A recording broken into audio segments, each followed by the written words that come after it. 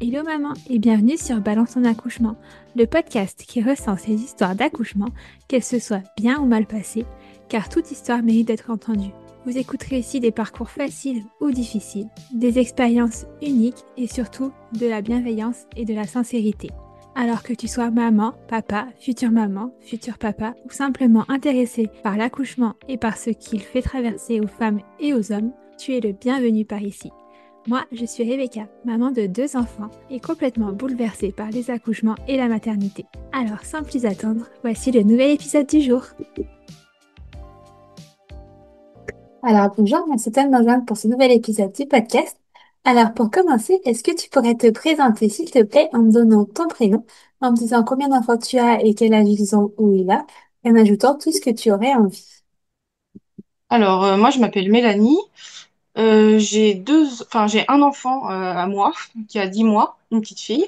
Pas 10 Ok. mois, n'importe quoi, 20 mois. C'est 20 mois. Et j'ai un beau-fils de 10 ans. Ok, d'accord. Donc, une expérience très différente. Oui, c'est différent, effectivement. Ok. Alors, première question que je pose à chaque fois, est-ce que tu avais pensé accouchement dès le début de ta grossesse? C'est quelque chose qui te faisait peur, qui te donnait envie, ou alors à laquelle tu pensais pas spécialement? Bah, étrangement, je me suis pas trop projetée sur l'accouchement, alors que je suis quelqu'un d'excessivement anxieux et j'ai tendance à tout anticiper, mais là, pas vraiment en fait. Je pense que j'ai eu tout de trucs à penser avant et ça a pris le pas sur l'accouchement. Donc non, jamais été trop nerveuse au niveau de l'accouchement. Ok, d'accord. Alors du coup, est-ce que tu sais le moment où vous avez lancé Projet Bébé du coup? Bah, je pense qu'on voulait tous les deux, dès le départ, on s'est mis ensemble, on savait tous les deux qu'on voulait avoir des enfants. Enfin, mon conjoint, il voulait un autre enfant, et puis moi, je savais depuis longtemps que je voulais avoir des enfants. Mais je Ok, pense qu'on a commencé à essayer au bout de un peu moins d'un an et demi où on était ensemble. Donc, c'était c'était à peu près ça, vers 2019, je pense, on a commencé à essayer. ok. Et du coup, est-ce que bébé a mis longtemps à arriver? Oui, nous, ça a été compliqué. J'ai entendu la date, du coup, je suppose que oui. Oui, pendant 2 ans, il s'est rien passé. Enfin, il y a eu aucun signe, rien, Ok, aucun retard ni rien. Enfin, c'était un peu frustrant. Il se passait vraiment, vraiment rien. Et alors, au bout de 2 ans, je me suis dit, on va prendre rendez-vous chez une sage-femme. Donc, j'ai pris rendez-vous chez une sage-femme qui, elle, a rien trouvé d'anormal. Donc, il nous a renvoyé en biologie de la reproduction. ok, Donc là, c'était 6 mois de délai parce que mon rendez-vous avec la sage-femme, c'était en août 2021. Et j'ai eu mon rendez-vous en biologie de la reproduction en février 2022. Donc, ok, les délais sont longs. Et elle avait aussi programmé une échographie pelvienne pour vérifier que tout allait bien avant le rendez-vous. Donc moi, ce que j'avais fait, c'est que j'avais pris les deux rendez-vous le même jour, l'échographie le matin et puis le rendez-vous en biologie de la reproduction l'après-midi. mm, Donc quand on est arrivé en février 2024, alors ça c'est quand même important. J'avais rendez-vous le 28 février en biologie de la reproduction, sauf que le 24 février, j'ai une semaine de retard dans mes règles. Du coup, je fais un test de grossesse. Alors, je n'y croyais pas trop parce que j'avais entendu que le vaccin contre le Covid, ça pouvait dérégler un tout petit peu. Alors, je me suis dit, peut-être que c'était ça. Enfin, mais bon, test de grossesse positif. ouais, Un, un premier, un deuxième. J'ai traîné mon mec jusqu'à la pharmacie pour en acheter un troisième où il y avait marqué enceinte, pas enceinte. Donc voilà. Donc là, c'était positif. J'ai fait une prise de sang avec un taux qui était positif, mais pas élevé. Donc je me suis un peu inquiétée, mais bon, on a annulé le rendez-vous en biologie de la reproduction tout en gardant l'échographie. ok, Et finalement, bah, l'échographie, elle voit pas grand-chose, mais elle nous dit que c'est normal à ce stade. Et par contre, elle me fait refaire une prise de sang. Et là, à la prise de sang, bah, on a vu direct, le taux avait chuté. Donc, ouais, je savais que j'allais faire une fausse couche. J'avais aucun autre symptôme, mais je le savais. Donc, ok, voilà. Et le jour suivant, ben, j'ai fait ma fausse couche au travail. C'était très sympa, ouais. très agréable. Mais voilà, ça a été un peu dur à encaisser parce Un que pendant arrêt, quatre un jours, arrêt précoce de la grossesse, mais quand même pas simple pour autant, quoi. Bah, c'est ça, premier test de grossesse positif et après autant de temps de décès, c'est un Mm. peu dur. Surtout Ouais. que, alors ça, je tiens à le dire, mais tout le monde autour de moi me disait que c'était une bonne nouvelle puisque j'étais tombée enceinte. Ouais. Sauf que moi, à ce moment-là, c'était pas du tout une bonne nouvelle. Enfin, c'était juste, Oui, c'est pas ce que tu as envie c'était, d'entendre en plus à ce moment-là, que c'est une bonne nouvelle. bah non. À ce moment-là, après coup, oui, bien sûr, tu te Mm. dis, au moins, je suis tombée enceinte, ça veut dire que c'est possible. Maintenant, à ce moment-là, dans les jours, les 2 semaines, 3 semaines qui suivent, c'est vraiment pas Ouais. l'état d'esprit dans lequel on est, quoi. Donc, mais tout le monde me disait ça, mon médecin, mon mec, mes parents, tout le monde me disait ça. Mais c'était, après, je leur ai dit, non, stop, Mm. faut arrêter avec ça. Mais bon, on s'est dit que voilà, il y avait possibilité, quoi. Donc, on Oui, a recommencé à essayer. Et puis, il s'est rien passé pendant plusieurs mois. Donc, en juillet, on s'est dit, on reprend rendez-vous en biologie de la reproduction. Et là, oui. on a rendez-vous en octobre 2022, du coup. Ok. Et voilà, on va au rendez-vous au CHU. Alors, moi, il faut savoir, je suis sur Nantes. Et Ok. c'est particulier. Le service de biologie de la reproduction, il est tout au bout d'un couloir. Et quand on passe dans ce couloir, on passe devant le centre pour l'avortement. Ah, super. Et c'est très mal fichu. Là, ils vont construire un nouveau CHU, donc j'espère qu'ils vont faire en sorte que ce soit pas pareil. Mais c'est quand même très particulier de passer devant. Et même pour les personnes qui viennent avorter finalement, parce que c'est spécial. En fait, c'est deux mondes qui se croisent finalement. Oui, oui, c'est ça. Oui. Donc voilà, le rendez-vous se passe bien, le médecin un peu sec. Mais bon, elle pose beaucoup de questions, très peu à mon conjoint. Bon, après lui, il avait déjà eu un enfant, donc il dit que. Et puis elle nous dit comme ça, bon bah, a priori, on part sur une fille. Ok. Ok. Donc bon, on s'y attendait pas forcément. On pensait qu'il y aurait peut-être autre chose avant. Enfin, on savait Oui. pas. Avec plein d'examens à faire, enfin plusieurs examens à faire. Donc voilà, on fait des examens. Et puis finalement, quand on retourne la voir début d'année 2023, tout est bon. Ok. Donc, elle nous dit, bon, bah, comme vous n'y arrivez pas, on fait quand même une FIV. Ok. Donc, j'ai entamé ma FIV en début mars 2023. Donc, voilà, le classique, stimulation, prise de sang tous les 2, 3 jours, écho toutes les 2, 3 jours. Moi qui étais quelqu'un de très pudique, on oublie très, très, très vite la pudeur Oh. En dans ces général, la moments-là. grossesse et l'accouchement, ça te fait quand même perdre un certain nombre de Ah, pudeurs. bah oui. Et puis moi, j'étais très anxieuse au niveau des médecins, et là, c'est pareil. Ça m'a complètement décomplexée. Enfin, au bout d'un moment, on réfléchit plus, quoi. On y va, et puis c'est tout. Ouais. Et puis moi, j'étais contente de faire ça parce que je me disais que au moins j'avançais à quelque chose. Pour une fois, Mm. il s'était rien passé pendant plusieurs années du tout et on n'avait rien fait, on n'avait pas poussé la chose, quoi. Enfin, on faisait que essayer. Et Ouais. là, au moins, je savais qu'il y avait un coup de pouce, donc ça m'allait très bien. Donc, je l'ai très bien vécu. Même les injections et tout, je m'en fichais, c'était pas un problème. Je me disais que au moins, on faisait quelque chose pour que ça marche, quoi. Ouais.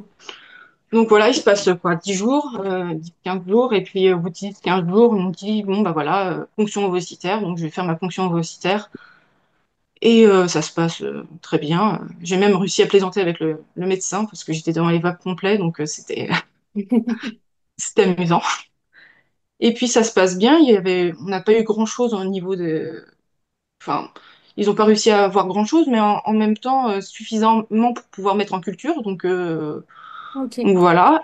Et au final, à J+5, on avait 3 blastocytes transférables. Donc D'accord. c'était une bonne nouvelle, quoi. Oui, c'est déjà une belle collecte. Voilà, en plus 3 qui tiennent à J+5, elle m'a dit que c'était plutôt bon signe, ça voulait dire qu'ils étaient Oui. solides. Donc voilà. Faut savoir qu'à Nantes, ils refusent, à moins dans certains cas particuliers où vraiment c'est compliqué, ils refusent d'en implanter plus qu'un pour éviter les grossesses à haut risque. Donc ils Ok. nous ont même pas posé la question. Moi, j'aurais rien eu contre des jumeaux, mais mon conjoint moins, donc ça allait. Donc ils m'en ont implanté un et puis 10 jours plus tard, le labo m'appelle et il me dit c'est positif. Ok. Donc on a eu de la chance dans notre malheur, c'est-à-dire qu'on est passé par la FIV, mais en attendant ça fonctionnait du premier coup. Oui. Donc trop Ok. bien. Du coup, c'est une grossesse qui s'accroche vraiment. Oui, ça s'est accroché. Après, elle nous avait dit enfin, je crois qu'il y a 35% de chance. Moi, à mon âge, j'avais déjà passé les 30 ans. Donc, il y avait 35% de chance pour que ça s'accroche. Bon, bah, on était dans les 35% de chance où ça s'est accroché et c'était super, quoi. Ok. Et mais bon, après, l'anxiété est arrivée à ce moment-là, moi. J'ai commencé à avoir peur de la fausse couche, de la grossesse extra-utérine, enfin, ça a été jusqu'à la toute première écho. Alors nous, c'était au bout de 7 semaines parce que quand on passe par une FIV, c'est plus tôt. Ok. J'ai été persuadée que j'étais soit en train de faire une fausse couche, soit en train de faire une grossesse extra-utérine, soit qu'il allait se passer un truc. Donc je vivais, puis moi, c'était un enfer. Surtout que j'avais zéro symptôme de grossesse, mais zéro. Ouais. Je sais qu'il y en a qui ont bave, les nausées, tout ça. Moi, j'ai rien eu, donc je me sentais pas du tout enceinte. C'était compliqué. Et puis, bah, on est arrivé à la 7e semaine où on va au CHU pour faire la toute première écho. Donc, c'est une toute petite salle avec un tout petit moniteur. Enfin, c'est vraiment pas une écho. On sent que c'est pas la grosse écho officielle du premier trimestre. Mais n'empêche que tout de suite, elle me montre, elle dit, il y a un cœur qui bat. Et je lui demande, mais il est au bon endroit? Elle me fait, oui, oui, Mm. il est au bon endroit. Il y a pas de souci, quoi. Il est là où il doit être. J'ai jamais été aussi soulagée de ma vie, je crois. J'ai pleuré de soulagement. Donc c'était génial, quoi. Et à partir de là, on commençait à se détendre un peu quand même. Parce Mm. que on se dit que cette semaine, il s'est accroché, il va bien. Bon, bon ça, c'est super.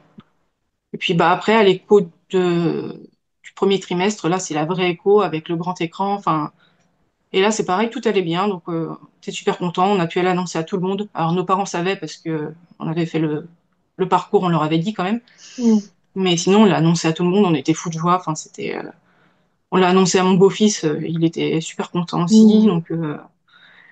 Donc c'était vraiment, vraiment un moment sympa. Ok, tout s'annonce bien. Ouais. Bon. Après, ça s'est compliqué, très vite en Ok. fait. En fait, déjà, on m'a diagnostiqué peu de temps après diabète gestationnel précoce, mais Ah, vraiment sympa. la première prise de sang, voilà. Donc, j'étais pas très haute, mais n'empêche que j'étais au-dessus de la moyenne. Donc, moi, je l'ai très mal vécu à ce moment-là, parce que je me suis Mhm. dit, oh là là, la cata et tout. Et puis finalement, comme je devais faire attention à ce que je mange, moi je suis grosse, enfin je suis plutôt grosse, donc voilà. Je perdais 200 grammes toutes les semaines, donc c'était. Mais elles m'ont dit que c'était normal parce que, enfin ma sage-femme m'a dit que c'était normal parce que, bah, dans mon cas, voilà, enfin, c'était normal que je perde du poids et que ça les inquiétait pas. Ok. Donc au moins j'ai pas pris de kilos de grossesse. Oui, c'est l'avantage. C'est l'avantage. Donc ça, bon, passe encore. Et on arrive à l'écho du deuxième trimestre. Alors on est super, super content. On y va parce qu'on se dit on va voir notre bébé, c'est génial et tout. Elle nous fait l'écho, elle nous montre les jambes, les bras. Bon, on ne voulait pas connaître le sexe, donc on sait pas ça, mais voilà. Et donc nous, on est super contents là pendant 3 quarts d'heure, ça se passe super bien. Sauf qu'au bout de 3 quarts d'heure, elle nous dit bon, par contre, il y a un souci, votre bébé est très très petit. Ok. Donc il y avait un retard de croissance sévère. Oui, alors que Le normalement, bébé. en cas de diabète, on est plutôt sur des bébés qui sont un peu dodus, quoi. C'est ça. Moi, on m'avait prévenu, on m'avait dit le risque, c'est d'avoir un gros bébé. Ouais. Oui, bah là, non, il était estimé au 7e percentile, donc que 7% des bébés plus petits que le nôtre. Donc ça faisait vraiment petit et ça passait pas trop au niveau des flux, donc ça les inquiétait. Et Ok. elle commence à nous parler de prééclampsie possible, Ok. Déjà de risque de.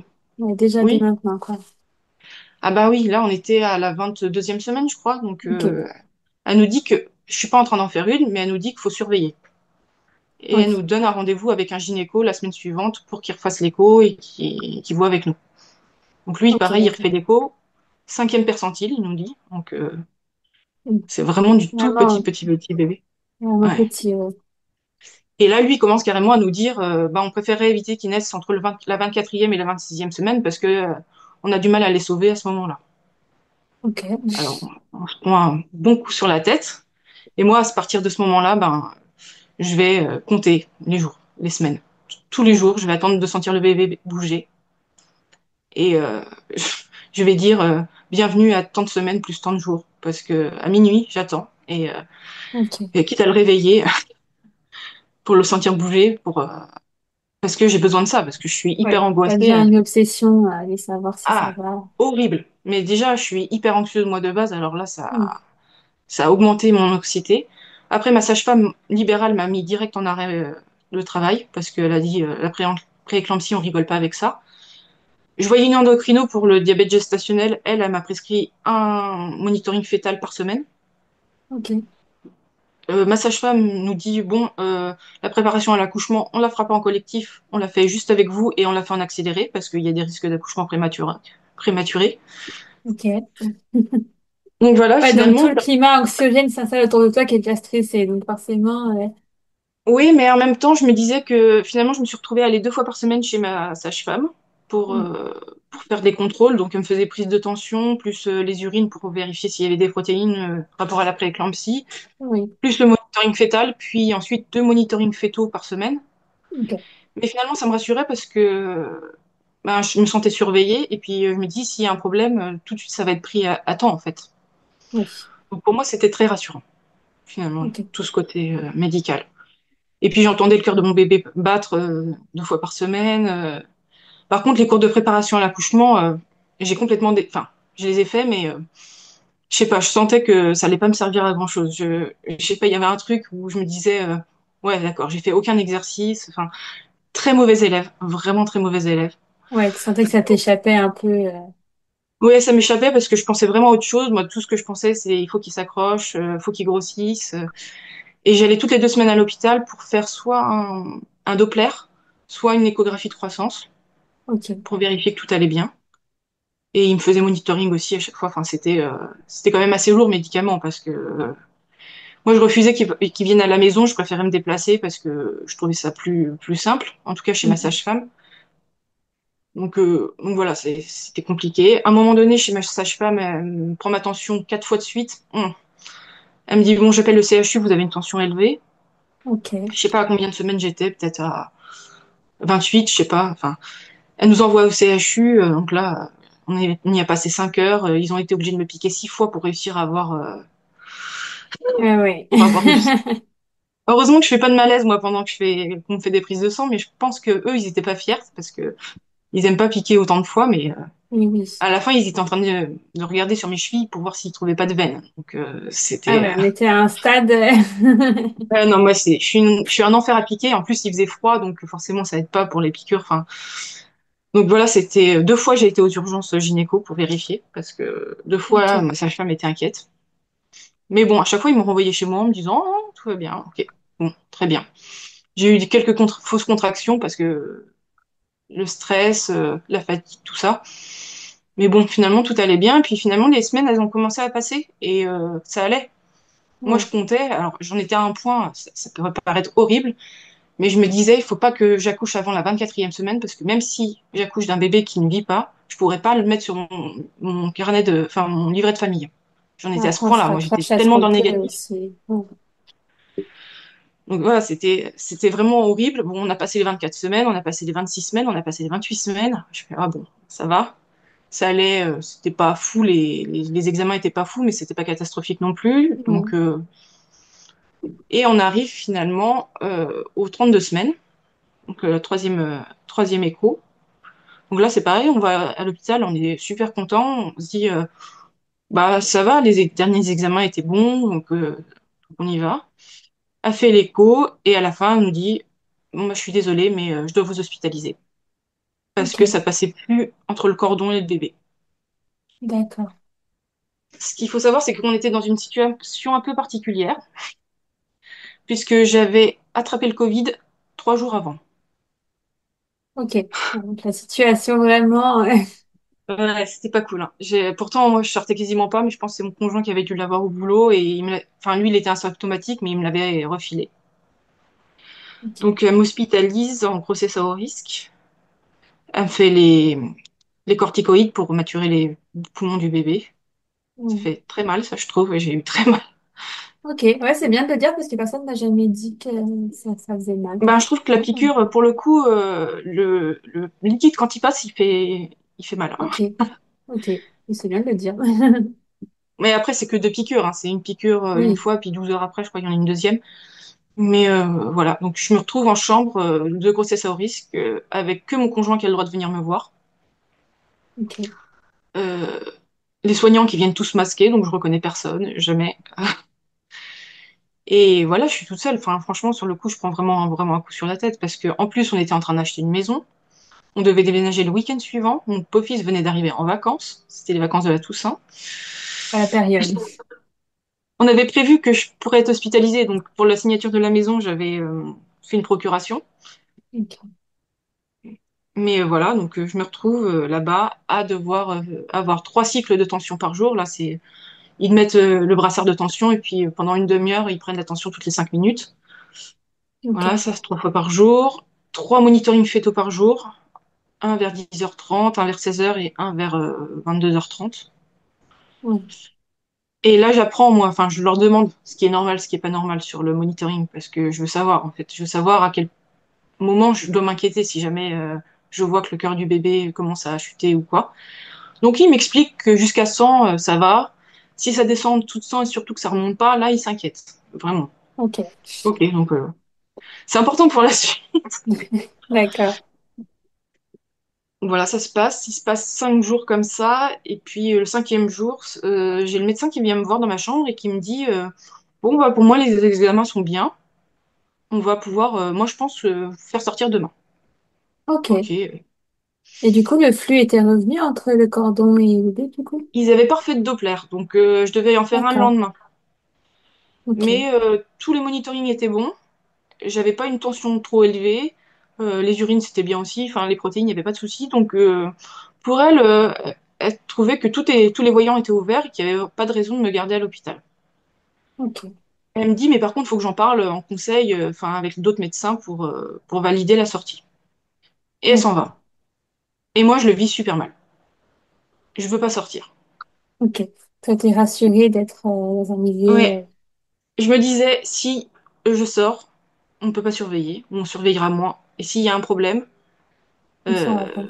ben, on était à 25 minutes de l'hôpital. Alors, c'est Ok. pas. Je sais qu'il y en a qui sont beaucoup plus loin, mais 25 minutes n'empêche qu'il faut y aller. Et vraiment, moi, je Oui, suis catastrophée, quoi. Je m'effondre, pas devant elle, mais dès qu'elle est partie, je m'effondre en pleurs parce que j'ai pas du tout envie de sortir, quoi. oui, ça te fait peur. Ah ouais, je suis terrorisée. J'appelle mon conjoint, je lui dis, mais je veux pas sortir. Il me dit, mais il faut leur dire. Je fais, oui, mais ils vont pas me garder parce que j'ai peur, en fait. Donc, ils ont pas que ça à faire. Ils ont peut-être d'autres patients, peut-être d'autres chambres à avoir. Et puis, bon, vraiment, je passe un très mauvais moment parce que je veux pas sortir. Bon, dans la soirée, je finis par me calmer. D'autant qu'ils m'annoncent dans la soirée que ça y est, je suis déconfinée. Ok. Donc ça, c'est trop bien. Ils me disent ça vers 20h, 21h. Et là, bah, je sors de ma chambre et en pyjama, là, je me retrouve en pyjama et je découvre le service. Je descends jusqu'à la cafétéria en pyjama, je me prends en photo. Enfin, je suis trop contente. Je suis trop heureuse, mais vraiment là, La grande c'est la vie. aventure. Ah, la grande. En plus, l'hôpital vide. Enfin, c'est quand Oui, même c'est quelque vrai. chose de très particulier. Donc c'est amusant. Et mon conjoint, il passe un super moment avec son fils aussi. Il l'emmène au resto. Enfin, tout se passe bien. Je vais me coucher, ça va. Et le lendemain matin, attention. Le lendemain matin, je me lève, je fais ma petite vie tranquille. Et vers, je sais pas, 9h, 9h, 9h30, je vais aux toilettes. Et en allant aux toilettes, je m'essuie, je regarde parce que le réflexe de regarder s'il n'y a pas de sang ou quoi. Et là, il y a du sang. Ok. Et, ok. Et je panique. Oui, forcément. C'est pas normal, je me dis, il y a un souci. J'appuie sur le bouton pour appeler. Et là, l'aide-soignante, mais une éternité à arriver. Enfin, c'est super long. Et moi, je suis en crise d'angoisse, là, totale. Je me dis, il y a un problème, ça va pas du tout. En crise d'angoisse totale. J'appelle mon conjoint, je lui dis ça va pas, je pleure et tout. En plus, elle n'arrive pas, je commence à paniquer et puis j'ose pas Oh, sortir pour l'activer. Je me dis ça se trouve il y a d'autres personnes qui ont plus besoin que moi. Enfin, donc je veux pas. Et finalement, elle finit par arriver au bout de 20-25 minutes. Je pense que je trouve ça très long.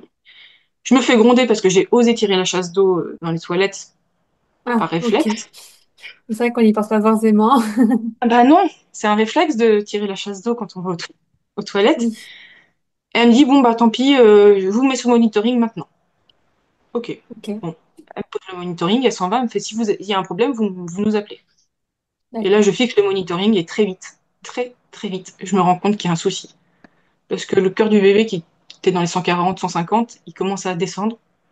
Ok. descendre, descendre, descendre, descendre. Il passe à 100. Je me dis, bon, je vais attendre. On sait jamais, ça se trouve, il va remonter. Et ça remonte pas. Et ça descend sous les 100. Et Ok. là, je me dis, il faut que j'appelle. Donc, j'appelle. Et là, elle arrive direct dans la chambre. Je lui dis, il y a un problème, ça va pas. En espérant être prise au sérieux. Elle regarde, elle Oui. fait, OK. Il y a les médecins qui sont dans le couloir, là, ils sont en train de faire la tournée des chambres. Je les appelle. Ok. Elle y va, et puis, je sais pas, 20 secondes plus tard, le médecin arrive en courant dans la chambre. Et c'est là que tout s'emballe.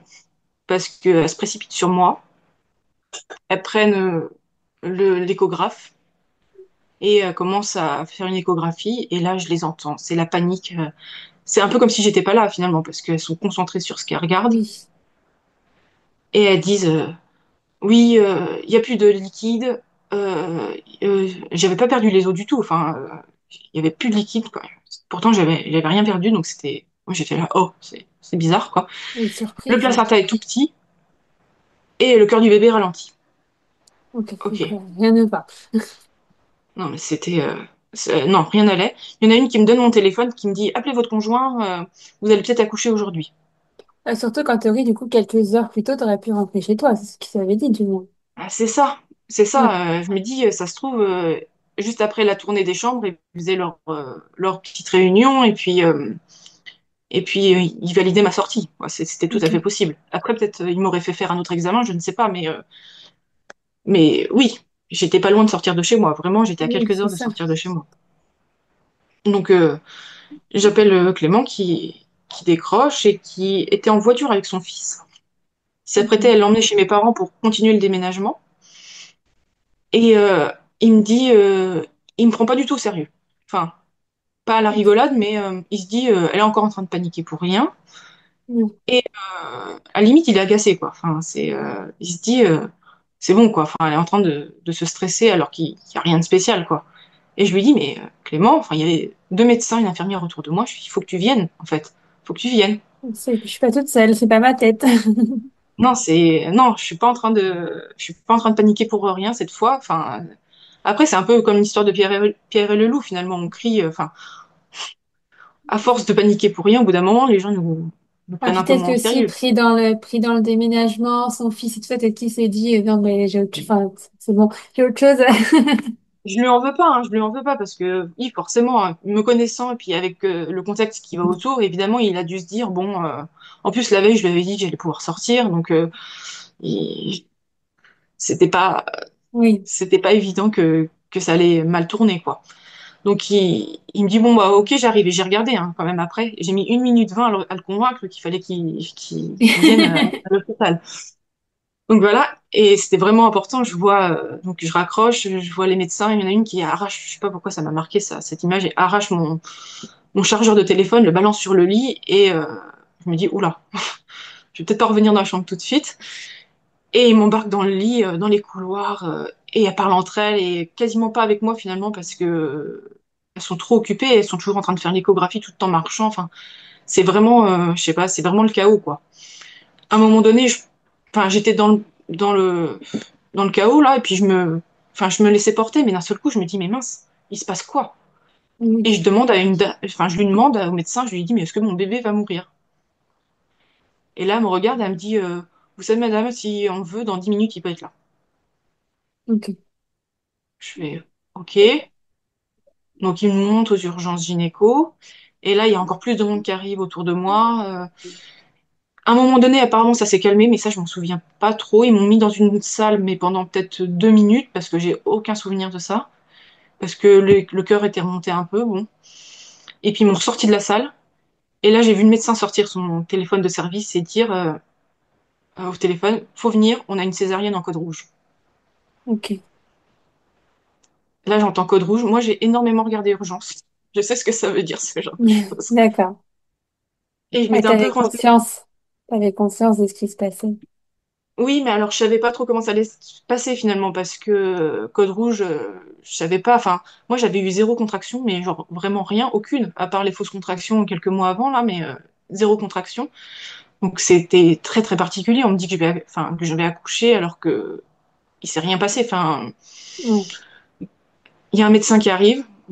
assez jeune, elle était, je me rappelle. Et elle a pris le temps de se pencher sur moi et de me dire, Madame, le cœur de votre bébé ralentit vraiment trop. Là, il faut le faire sortir maintenant. Ok. Et par contre, on peut pas vous faire ni de péridurale ni de rachianesthésie. Il faut le faire sortir maintenant. Donc, ça va être une anesthésie générale, tout de suite. Ok. Ah ouais, c'était vraiment l'urgence absolue. Là. Il n'y avait pas de Ah, quoi. c'était. Là, je pense que le cœur ralentissait vraiment trop, puis il remontait surtout pas. Donc, c'était un peu la cata. On était le 31 octobre. Et j'entends une infirmière à côté de moi qui dit, ah là là, c'est Igor, c'est bien le jour. Oh, l'horreur de Alors, cette phrase. non, mais tout le monde me dit que ça les choque quand je dis ça, mais moi, sur le coup, je sais pas pourquoi, ça a dédramatisé un peu la situation et ça m'a fait sourire. Ok, Je me bah suis dit, écoute, tant mieux. tant mieux, enfin, je me suis dit, c'est tellement absurde de dire un truc pareil, en fait, Oui, que, oui, ok, quitte à être dans l'absurde, autant y aller jusqu'au bout, en fait. c'est ça. Ouais, c'était tellement la folie autour de moi que, enfin, je sais pas combien il y avait de personnes, il y avait peut-être une dizaine de personnes autour de moi, c'était vraiment terrible. Par contre, je remercierai jamais assez le médecin qui a pris le temps de m'expliquer ce qui se passait, parce que Ouais. jusque-là, il l'avait pas fait. Les autres avaient pas pris le temps, c'était trop dans l'urgence. Et elle s'est quand même penchée sur moi, elle m'a regardé dans les yeux, elle m'a expliqué. Et ça, j'ai trouvé ça, enfin, c'était super parce qu'à ce moment-là, j'avais quand même besoin de le savoir. Donc, ils m'ont transféré sur un autre brancard, j'étais au bloc, je me suis endormie. Et puis ben voilà. Donc, j'ai pas du tout vécu la naissance de mon bébé, moi, mais alors absolument pas. Oui. Parce que Anesthésie je me suis réveillée générale, en salle de c'est... réveil. Et puis, je pense Ok. qu'ils avaient dû mettre une bonne anesthésie parce que j'ai demandé à mon conjoint après, mais je me suis réveillée. Lui, il est arrivé 20 minutes plus tard. Ah oui, ça c'est pareil, c'est une histoire. Il est arrivé aux urgences gynéco, puis lui s'attendait à me retrouver en salle de travail. Oui. Il arrive, il attend, puis au bout d'un moment, quelqu'un lui dit, bah, vous êtes là pourquoi, monsieur? Il fait, ben, ma conjointe a appelé, apparemment, enfin, c'est quoi son nom? Alors il dit mon nom. Et là, il y a une sage-femme qui arrive, mais monsieur, faut pas attendre là, il fallait venir directement. Et elle lui dit, vous n'en faites pas, votre femme et votre fille vont bien. Ok. Et là, Clément la regarde, il fait, ah, c'est une fille. Ah, vous saviez pas en plus. Non, on savait pas, on voulait pas savoir. Ah Enfin, on voulait ouais. pas savoir avant. Et elle fait oui, oui, mais vous en faites pas, elles vont bien. Super. Ok. Donc lui, il a pris ça comme ça, mais je trouve que c'est dingue d'apprendre la naissance de son enfant de cette manière. Bah oui, oui, c'est quand même dingue. C'est parce qu'on pense du moins. Oui, ouais.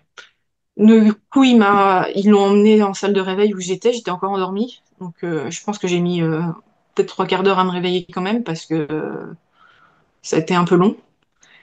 Et Ok. moi, je me suis réveillée, j'étais à côté d'une grande vitre, il faisait très beau ce jour-là. Et je me réveille, j'ai l'impression de me réveiller d'une sieste en fait. Je suis là, je suis bien en fait, j'avais le soleil sur moi, et je me rends pas compte du tout de ce qui s'est passé.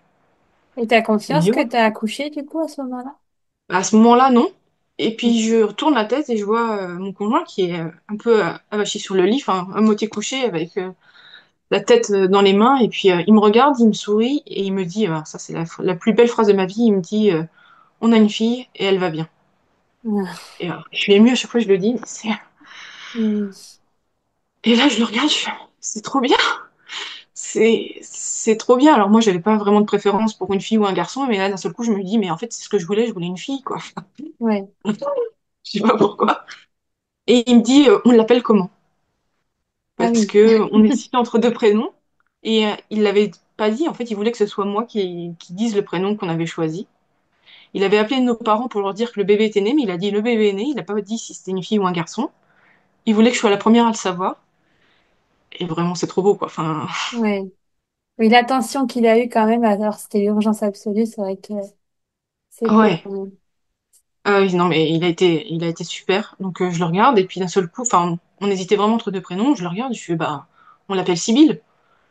Il fait ok, d'accord, bah très bien, on l'appelle comme ça. L'évidence. Super. Ah ouais, d'un seul coup, moi, c'était. Moi, après réflexion, l'autre prénom qu'on avait choisi, c'était très bien aussi, mais à ce moment-là, c'était clair que c'était celui-là que je voulais. C'est Bon, bah, normal. très bien. Et on lui proposait d'aller la voir. Elle était en soins intensifs Ah oui, quand parce même. qu'elle faisait 1,90 kg Ah oui, quand même.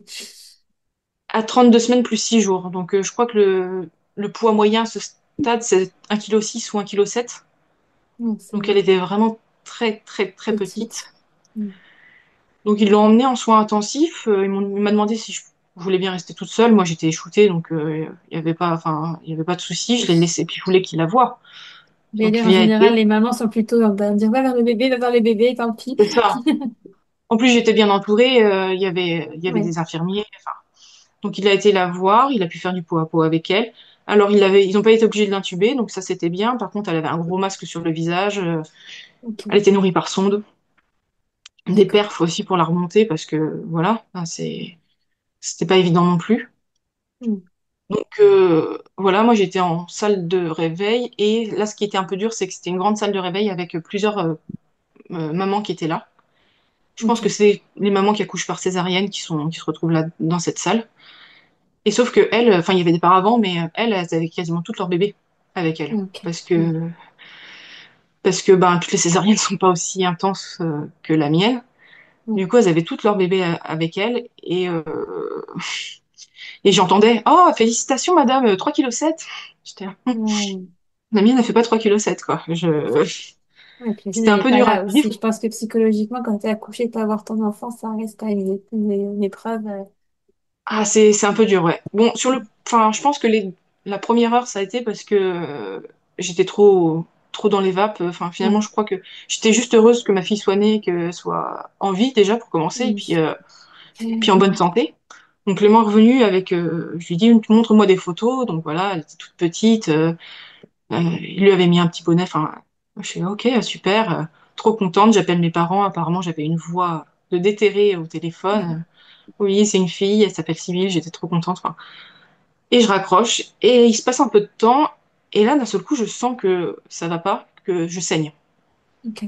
Alors j'appelle la sage-femme. Elle arrive, elle regarde, elle fait oh, vous avez pas beaucoup de perte de sang, c'est pas très grave. Ok, elle repart. Je sais pas, 10 minutes, un quart d'heure plus tard, je fais si, je saigne vraiment. Elle Ok. revient. Et là, elle appuie sur mon ventre. Ça, Et c'est t'avais génial. pas des contrôles réguliers quand même? Non, elle venait pas spécialement. Ben, je sais pas, peut-être s'ils venaient voir de temps en temps la serviette, en fait, juste pour voir si j'avais Ouais. perdu du sang. Ok. Mais en fait, je pense que ce qui s'est passé, c'est que je perdais pas du sang continu, mais par contre, il y a eu beaucoup de cailloux qui se sont formés dans mon ventre. D'accord. Ok. Et quand elle a appuyé sur mon ventre, j'ai senti comme des minuscules billes molles sortir là. C'était horrible, comme si ça grouillait. Ok. Et là, elle a regardé, elle a fait, OK, je vais chercher le médecin. Elle va chercher le L'histoire médecin, se la même. répète. Non, mais Clément était à côté de moi, il comprenait pas ce qui se passait. Le médecin arrive, la même qui avait fait les césariennes. Elle fait une écho, elle fait, OK, vous êtes en train de faire une grosse hémorragie de la délivrance, faut que je vous ramène au bloc. Ah, Ok, ça sera une anesthésie générale. ok. D'accord. La deuxième. La deuxième en, je sais pas, 2 heures, je pense. Parce que Ouais. c'était un retardement, en fait. Je pense que c'est assez rare de faire une hémorragie de la délivrance enfin, autant de temps après avoir accouché. Oui, normalement, oui, c'est quand même assez rapide, entre guillemets, si on peut dire ça. Ouais, je sais pas trop, mais moi j'ai trouvé ça étrange que ce soit à ce moment-là. Mm. Donc là, moi, mon conjoint il m'a dit, quand je t'ai vu partir, j'ai eu une panique pas possible, j'ai cru que j'allais vous perdre toutes les deux. Mm. Parce que lui, c'était la panique totale, quoi. Ils m'ont ramené. Et puis, ben, ils ont tout aspiré et tout. J'ai pas eu besoin de transfusion alors que j'ai quand même perdu 1 litre de sang. Ok. Mais bon, je me suis réveillée, à nouveau l'impression d'avoir dormi, quoi, enfin, une sieste. Et là, j'étais sous perfusion, enfin, j'étais branchée de partout. Je pense que j'avais les lunettes à oxygène, enfin, j'avais pour la tension, enfin, le cœur, enfin, j'avais des électrodes, enfin, c'était vraiment terrible. Et puis une énorme perf dans le bras. Ok. Bref, du coup, je me réveille, j'émerge, le médecin vient me voir, m'explique que voilà, l'hémorragie de la délivrance, tout ça, et que je suis sous anticoagulant. Ok. Et Ok. elle repart. Et au bout d'un moment, je trouve le temps long, et je demande à un infirmier, je fais, mais quand est-ce que je pourrais voir mon bébé? Il regarde la perfusion, il me fait, bah, à la fin de la perfusion, et puis après, on vous garde 1 heure. Je regarde la Ok. perfusion, il restait 4h30 de perfusion. Ah oui. Ok, donc je compte 5h30. Je sais plus quelle Minimum. heure j'ai accouché à 10h47 le matin, donc voilà. Mm. C'était très très très loin. Moi au début j'étais dans les vapes donc ça allait encore, mais j'avais très mal à la gorge à cause des 2 intubations à la foulée, à la suite quoi. Ouais. Bon, mais mon conjoint lui il en pouvait plus quoi. Il trouvait ça hyper long. Il est retourné voir notre fille quand même. pendant une demi-heure, je pense, trois quarts d'heure, pour passer un peu de temps avec elle. Puis il est revenu me voir. Mais moi, j'étais épuisée, mais en même temps, j'en avais marre, quoi. C'était Mm. horrible. Les gens, j'entendais les couples qui passaient dans la salle de...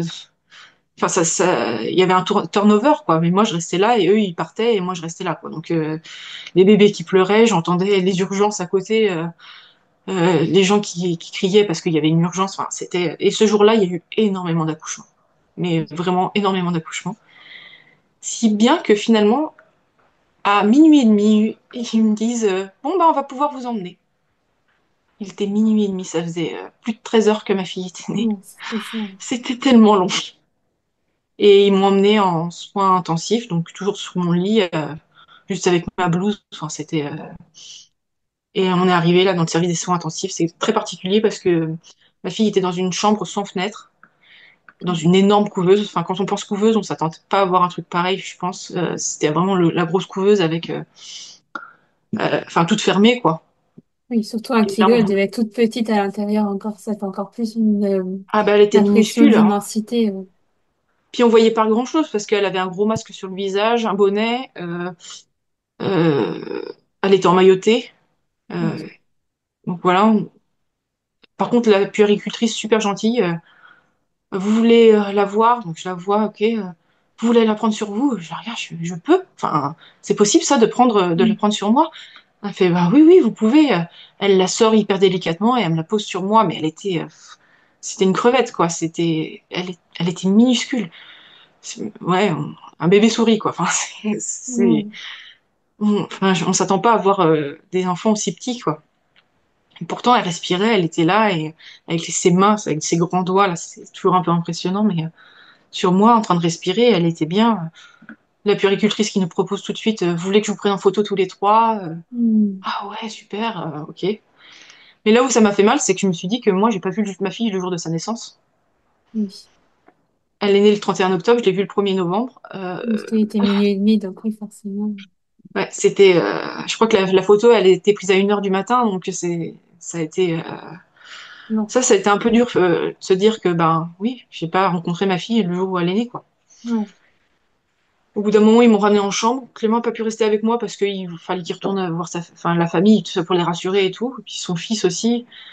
Donc il m'a laissé, sauf que moi j'ai passé la pire nuit de ma vie parce que la- le médecin avait dû me dire qu'il n'y avait pas de risque que je refasse une hémorragie puisque j'étais sous anticoagulant. Mais moi j'avais oublié et j'ai eu peur pendant toute la nuit de mourir. Mais vraiment.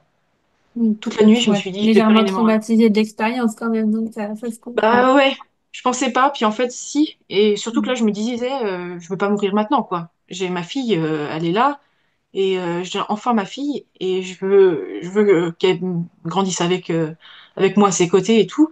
J'étais terrorisée, je me dis mais si je meurs maintenant, personne va s'en rendre compte avant plusieurs heures, ça se trouve. Mm. Enfin, c'était une catastrophe, j'ai dû dormir 2 heures, je pense, enfin, c'était l'enfer. Et puis bah finalement je suis pas morte, hein. Mais quand le matin est arrivé, bah c'était un peu dur quoi. Après, il y a toujours l'histoire le matin hein, quand on a une césarienne où ben, faut se lever. Oui. Et l'infirmière qui me dit maintenant vous allez vous lever, je l'ai regardée, je fais non, non, non, je me lève pas. Elle fait si, si, vous allez vous lever. Comment ça? J'ai été coupée en deux, faut que je me lève? Oui, oui. J'avais mal, enfin, je pouvais à peine bouger. Je fais non, non, non, pourquoi vous voulez que je me lève en fait, je peux pas me lever. Et Mm. si, après j'ai pu m'asseoir et je peux me lever. Elle me dit vous pouvez aller prendre votre douche, vous pouvez vous asseoir. Je fais oh non, ça va, pleine de confiance, je vais le faire debout.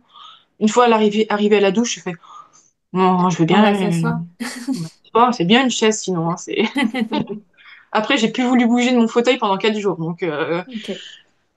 mais bon, après, j'ai pu voir à ma fille et c'était bien. Par contre, la première fois que je suis rentrée dans la chambre, j'ai eu un mouvement de recul parce que bah, c'est hyper impressionnant en fait. Mm. Ça bip de partout. Je sais que tu as eu plein d'histoires d'enfants prématurés comme ça, mais c'est toujours très très impressionnant en fait parce que le monitoring il bip, mais pas le monitoring, mais le moniteur il bip, mais pas que pour la nôtre. Il Mm. bip aussi pour les autres enfants qui sont en charge de la puéricultrice qui s'en occupe. Donc des fois c'est pas pour nous que ça bip. Donc on sait pas ça au départ. Enfin c'est très Mm. impressionnant. Moi j'ai mis 2 jours avant d'accepter d'essayer de changer une couche. Alors, en plus, c'était toute petite couche. Enfin, faut voir. Oui. Elle, ils l'ont pas habillée avant ces 3 jours, je crois. Donc, elle était trop petite. Même le préma, c'était 1000 fois trop grand. Oui. Donc voilà. Ça, c'est très impressionnant. Par contre, ce que j'ai beaucoup apprécié, je sais pas s'ils font pareil dans tous les hôpitaux ou quoi, c'est que dès le lendemain, je crois, il y a la psy du service de soins intensifs qui est venue et qui nous a proposé d'avoir un rendez-vous avec elle. Oui. Clément voulait pas, mais moi, j'ai dit oui, oui, oui, oui, je prends, Oui, j'y vais. c'est bien d'y aller. Ah non, mais il faut. Enfin, je trouve ça. Oui. Après, Oui. si on n'en ressent Je, pas le besoin, pourquoi pas? Je veux dire, mon conjoint, il sentait pas le besoin d'y aller, mais je pense mais que moi, même si tu ne ressens pas le besoin sur le moment, c'est quand même bien d'aller faire, enfin, un conseil, c'est d'aller faire un petit tour, même si c'est pour rien, ou pas grave, oui, mais d'aller au moins en parler et ça peut débloquer quelque chose, peut-être t'as caché. Et je pense que c'est toujours bien de dire oui, même si tu penses que ça va. C'est, oui, je suis d'accord. Ah oui, oui. Enfin, moi, le premier rendez-vous, j'étais tellement fatiguée. En plus, elle était un peu spéciale. Enfin, je sais pas comment dire. Elle était un peu dans son monde, mais j'ai eu du mal à accrocher à tout ce qu'elle me racontait parce que je décrochais. Mais vraiment, c'était un peu. Mais les rendez-vous suivants, j'en ai fait 2 autres avec elle après. Une révélation, quoi. J'avais vu d'autres psys avant elle, mais là, elle était merveilleuse, quoi. C'était exactement ce qu'il me fallait. Et je ne dirai jamais assez merci à cette femme. Elle était vraiment géniale. Par contre, moi, j'ai eu un peu un traumatisme derrière, c'est que je pensais pas l'avoir si mal vécu, la naissance, parce que s'était passé tellement vite. Sauf quand j'ai vu les médecins qui est arrivé je sais pas, le lendemain dans ma chambre, ils ont envoyé la petite interne qui venait d'arriver. C'était son premier jour d'internat. Elle connaissait pas mon dossier. Et là, j'ai regardé. Alors, je lui ai rien dit parce que je suis pas du tout comme ça, mais je me suis dit, il se fiche de moi. Enfin, j'ai quand même eu un accouchement ultra traumatisant. Il m'envoie quelqu'un qui est obligé de lire le dossier pour savoir ce qui s'est passé et elle savait pas quoi me dire en fait. Donc, je lui ai dit par contre, est-ce que ça serait possible de voir quelqu'un qui était là le jour où j'ai accouché bah parce que j'ai oui, besoin d'avoir des explications. c'est quand même la base. Outre le fait qu'elle soit interne, c'est avoir le médecin qui s'est chargé de Je pense que l'opération, celle quoi. qui était venue me voir dans la chambre, c'était une interne aussi, mais genre interne de troisième année peut-être. Enfin, c'était pas Mm. le bébé interne qui venait d'arriver. Mais Mm. elle, c'était vraiment le bébé interne, quoi. Elle était contente d'être là, ça se voyait, mais en même temps, elle connaissait pas trop encore. Enfin, elle avait Ouais. pas l'expérience, quoi. Puis elle était pas là le jour enfin, où j'ai accouché. Mais elle a été super. Elle a demandé, et puis finalement, le médecin qui m'a fait accoucher est venu nous voir. Clément était avec moi dans la chambre, donc c'était bien le soir. Et elle a passé 20 minutes à tout nous expliquer ce qui s'était passé du début à la fin pour nous expliquer. Donc, moi, j'avais besoin parce que j'ai eu l'impression de pas du tout vivre le moment. Oui, bah oui. C'était tellement rapide, tellement précipité, on n'a rien demandé. Enfin, c'est rien. Moi, j'ai rien fait. Donc, clairement, Oui, j'ai pas eu oui. l'impression d'accoucher. Oui, puis l'anesthésie générale, t'étais même pas consciente, donc c'est encore pire que tout. Parce que tu vis pas le moment où elle est sortie. Non, puis entre le moment où on m'a dit que j'allais accoucher et le moment où elle est née, il s'est passé 20 minutes, quoi. Donc, Oui. j'ai même pas enfin, eu l'impression que j'allais accoucher, quoi. À part le fait qu'on m'ait dit que ça allait se passer, c'est tout. Donc elle a été super, elle nous a tout expliqué, donc ça c'était très bien. C'est pareil, en soins intensifs, ils ont été super, ils nous ont expliqué tout ce qu'il y avait dans la chambre. Enfin, c'était vraiment très très bien. Et eux, elles sont merveilleuses, hein. Je dis elles parce qu'il y a que des femmes, mais enfin sauf le médecin, je crois que c'était un homme, mais comme toujours. Mais voilà. Et puis je suis sortie au bout de 6 jours, donc ça allait mieux. On Ok. allait voir notre fille tous les jours. Et quand je dis Oui. tous les jours, deuxième rebondissement, je suis sortie le lundi soir. Le mardi, on va la voir, trop bien, enfin voilà, super. Le mercredi, je vais à la pharmacie parce que je voulais un tire-lait, mais j'arrivais pas du tout à tirer mon lait parce que c'était très très difficile. Sans le bébé dans la chambre, c'est hyper compliqué. En plus, Oui. avec un accouchement prématuré, enfin c'était compliqué. J'avais pas vocation, je pense, à allaiter pendant très longtemps, mais je voulais le faire au moins 3 mois, quoi. Enfin, Mm. mais bon, j'y arrivais pas. Donc à la pharmacie, j'y vais, mais je suis pas bien, limite du malaise. Enfin, ok, bon, je vais quand même voir ma fille l'après-midi et ça se passe bien au début. Enfin voilà. Je vais boire un café avec une copine qui est venue me rendre visite l'après-midi. Donc là, c'est pareil, ça se passe bien. Je remonte dans la chambre de Sibylle. Je commence à tirer mon lait et puis mon conjoint commence à me poser des questions. C'était bien, ça s'est bien passé. Et là, je lui réponds pas. Je lui réponds pas ou je lui fais juste mhm et c'est tout. Et là, il se dit, il y a un souci. Mm. Il me fait, bon, je vais appeler de l'aide. Je le regarde, je fais non, non, non. Enfin, pas non, et enfin, je secoue la tête, je veux pas en fait. Il me fait pourquoi tu veux pas que j'appelle? Et là, je réponds rien. Ok, il fait. Il sort de la chambre, il va chercher les puéricultrices, et c'est un des derniers souvenirs que j'ai, accroupi devant moi avec l'air inquiet. Et après, je me souviens pas de ce qui s'est passé. En fait, ils ont demandé à un médecin des urgences gynéco de venir. Ils m'ont monté aux urgences gynéco et ils m'ont fait des tests auxquels je répondais pas très bien. Ok. Ils m'ont envoyé à l'IRM. Et en sortant de l'IRM, ça je m'en rappelle par contre, enfin je me rappelle une demi-seconde quoi. Je me rappelle avoir commencé à convulser, mais Ok. vraiment une demi-seconde parce qu'après t'as plus de souvenirs, hein. Et en fait, ce qu'ils ont vu à l'IRM, c'est que j'avais fait, il y a un caillot qui est venu se loger dans une veine de mon cerveau. D'accord. Alors ils savent pas trop à quoi c'est dû, ça peut arriver, mais peut-être l'hémorragie de la délivrance ça peut aider. Mm. Et c'est ce qui s'appelle une thrombophlébite cérébrale. C'est une sorte de mini AVC en fait. Ok. Ça peut arriver après une grossesse, mais c'est pas si fréquent. Enfin, ça arrive pas, ça arrive très rarement si ça peut rassurer les gens. C'est très, c'est très peu courant. Et là, il s'est posé la question de savoir où il m'emmenait, parce que faut savoir que à Nantes, il y a trois hôpitaux à la suite, enfin collés les uns aux autres dans le centre où Mm. j'étais, dont la maternité. Et après tout ce qui est neurologie, cardiologie, c'est à l'autre bout de la ville. Et au Ok. départ, ils devaient m'envoyer en neurologie. Sauf que bah, ils avaient pas tellement envie de me séparer de mon bébé, quoi. Donc après discussion, ils se sont dit bon, on l'envoie en réanimation. Donc j'ai été envoyée en réanimation dans D'accord. l'hôpital, enfin collé à la maternité. Ok. 5 jours en réanimation sous morphine parce que j'avais des maux de tête atroces. Au début, je refusais les médicaments, ce qui me ressemble pas du tout. Normalement, moi j'ai une tendance à anticiper la douleur, donc voilà. Et là, je refusais. J'étais extrêmement vulgaire apparemment. J'avais très très mal, pas contre les gens, mais contre parce que j'avais très mal. Ma mère a été à Ouais. moitié choquée. Mais ils ont été obligés de supplier un infirmier de me convaincre de prendre les médicaments parce que je refusais de les prendre. Et là où ça a été génial, c'est que les puéricultrices du service de soins intensifs ont pris le temps, quasiment tous les jours, de mettre Sybille dans une couveuse un peu moins grosse, toujours monitorer tout ça, mais pour me l'emmener et pour que je passe 1 heure avec elle. Donc elles me la mettaient en pot à pot, et puis elles allaient prendre leur café et on passait du temps ensemble avec mon Ok. conjoint et tout, comme ça il n'y avait pas trop de séparation. Mm. Donc elles ont été super. J'ai fait 5 jours en réanimation. Au bout de 5 jours, ça allait mieux, mais ils voulaient quand même pas me laisser sortir. Ils m'ont envoyé en médecine interne, donc dans l'hôpital encore à côté, mais c'est pareil, c'était collé, donc ça Mm. allait. Là, la médecine interne, c'est principalement des personnes âgées, hein, donc ils étaient, quand ils m'ont vu arriver, puis en plus avec un cas comme ça qu'ils voyaient jamais, j'étais un peu le cas de tous les étudiants, donc ils venaient à 3, 4 étudiants pour me poser des questions, pour me faire des tests.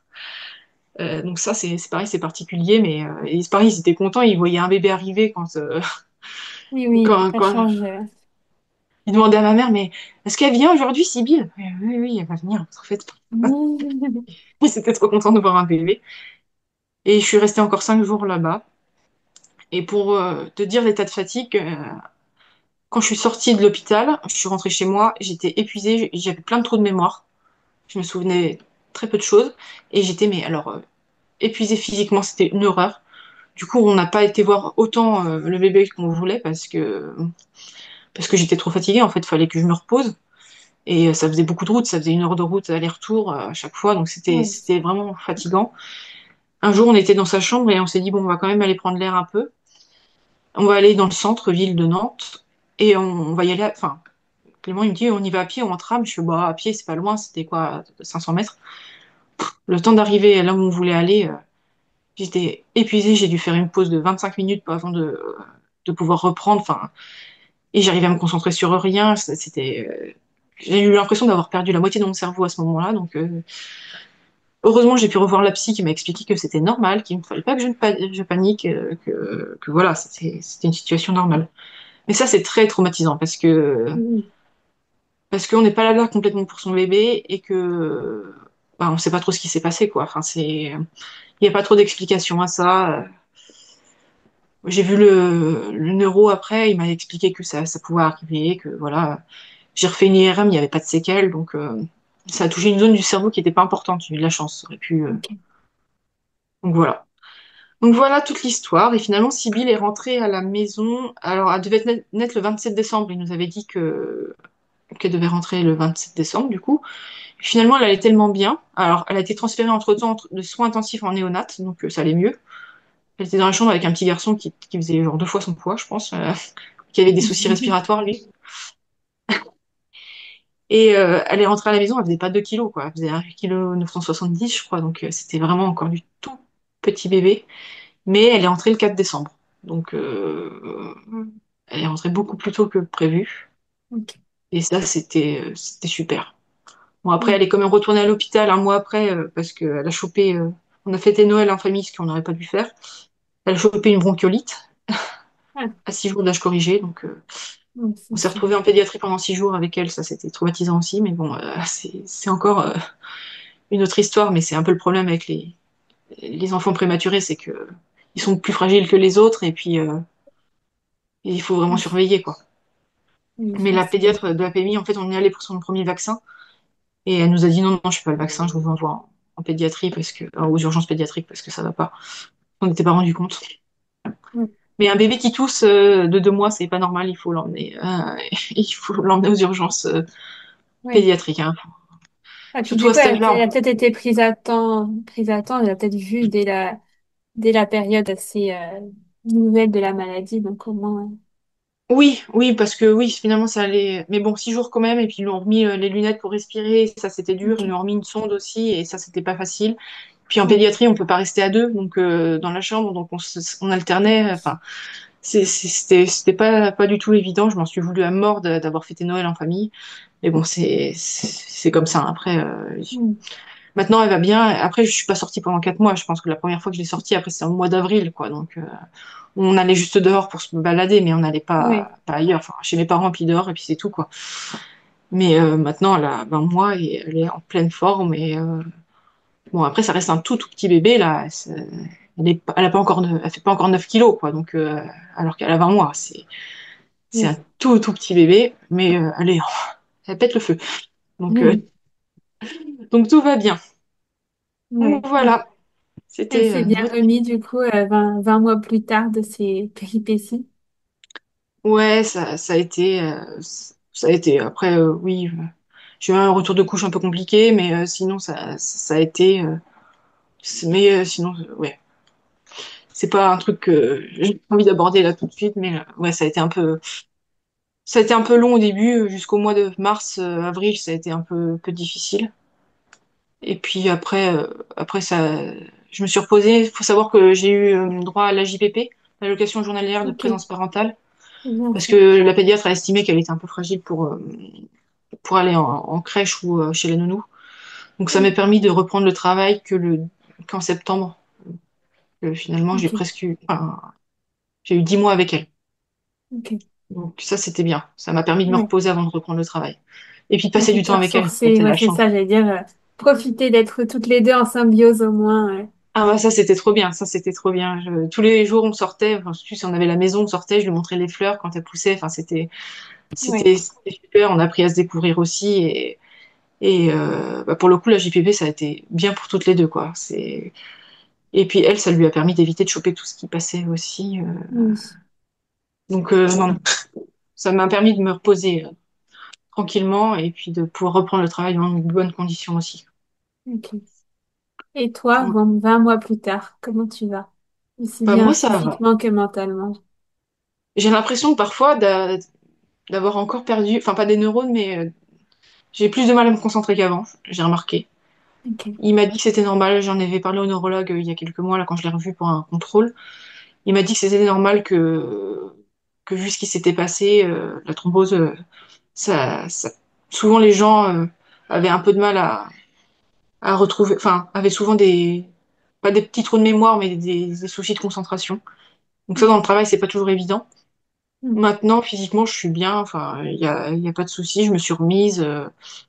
Euh, et oui, non, non, ça va, franchement.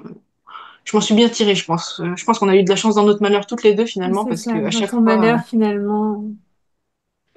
on a toujours été au bon endroit au bon moment, parce que la thrombose, j'aurais pu la faire chez moi, Oui. et je l'ai faite à l'hôpital. Et là, ça aurait été plus problématique si je l'avais fait à la maison, hein. Et puis, tu aurais pu la faire seule, sans personne pour voir le moment. Et C'est ça.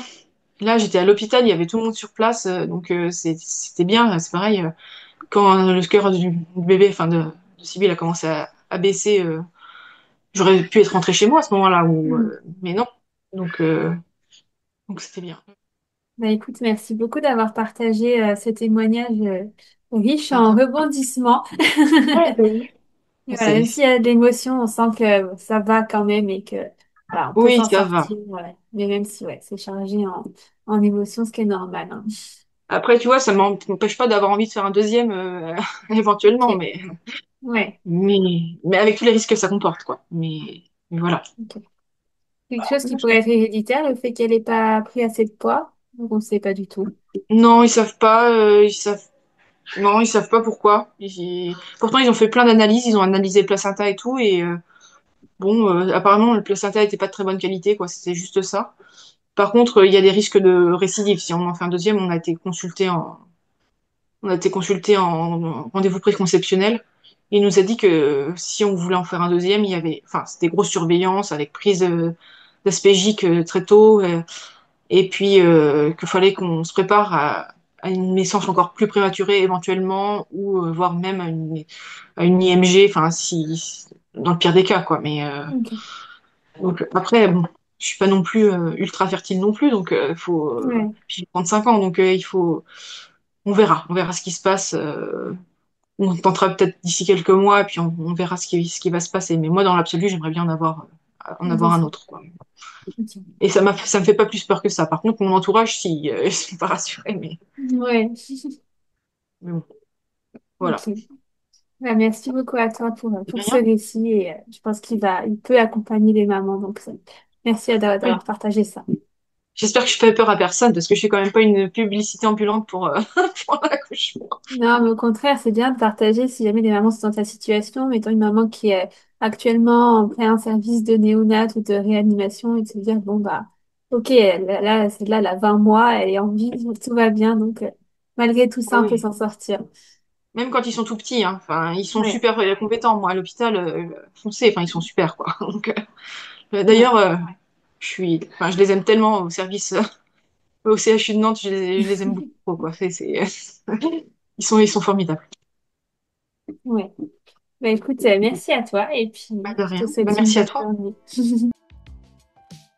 Merci beaucoup d'avoir écouté cet épisode jusqu'au bout. S'il t'a plu ou si le podcast de manière générale te plaît, n'hésite pas à me laisser une petite note sur ton application d'écoute préférée.